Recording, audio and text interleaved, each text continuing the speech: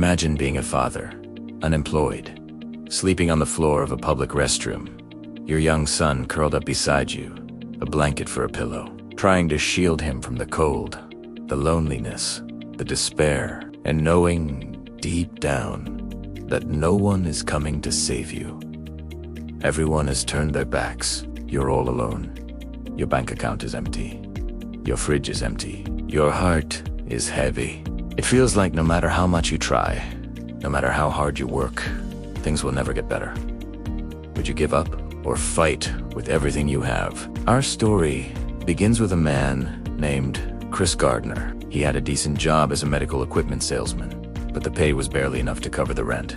His wife left him, and he found himself alone, a single father with a young child, desperately trying to make ends meet. Before long, he was more than just behind on his bills. He was completely overwhelmed. One night he got a call from his sister, asking if he could watch his nephew for a couple of days. "Sure," Chris said.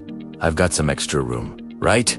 Little did he know that this simple gesture would soon turn his life upside down. With 2 kids in tow, Chris struggled to keep afloat. The eviction notice pinned to his door seemed to mock him. Sleepless nights turned into a blur as he desperately searched for solutions. Unable to find a way out of the mounting crisis, he ended up in a bathroom at a train station. He curled up with his son on a cold, damp floor, sharing a blanket for warmth, hoping against hope that tomorrow would bring better. With hunger gnawing at their bellies, they drifted off to sleep, father and son, united in their struggle, yet bound by an unbreakable love.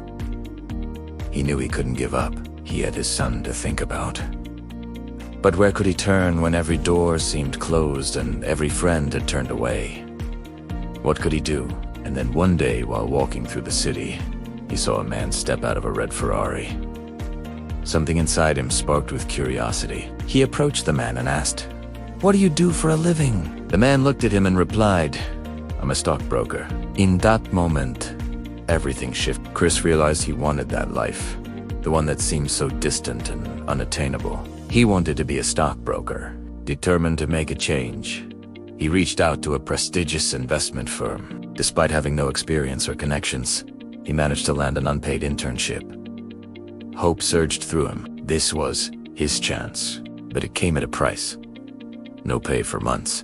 Undeterred, he took the leap, starting the internship during the day and studying at night. By day, he tirelessly learned the ropes of the stock market. By night, he pored over books, devouring knowledge. Exhaustion was his constant companion, hunger a nagging whisper. Yet through it all, he held on to his dream, fueled by the love for his son and the promise of a better future. Finally, after months of grueling work, his dedication paid off. He was offered a full-time job. Over the years, he climbed the corporate ladder, eventually starting his own brokerage firm.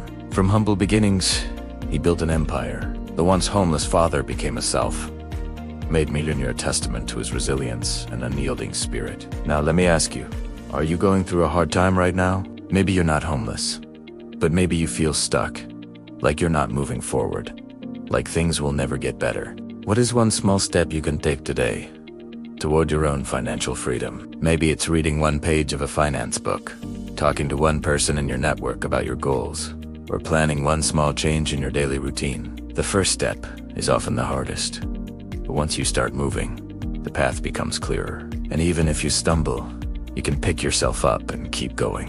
If this story inspired you, I'd appreciate if you took a moment to like the video and share it with someone who needs a bit of hope.